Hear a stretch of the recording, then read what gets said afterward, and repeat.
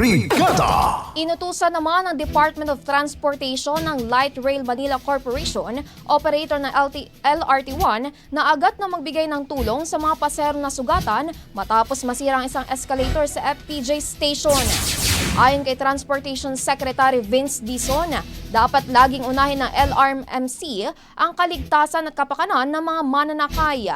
Isang babaeng pasahero ang dinala sa ospital para sa check-up at agad ding nakalabas makalipas ang 2 oras. Habang 6 na iba pa ang tumanggap ng paunang lunas at nakauwi na.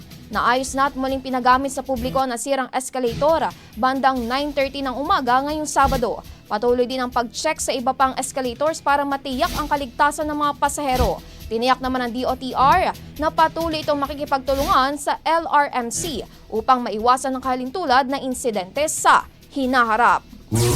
Ang bahaging ito ay hatid sa atin ng Yummyvit ES2 Oral Drops. Simulang tuparin ang pangarap ng iyong anak. And stunting now!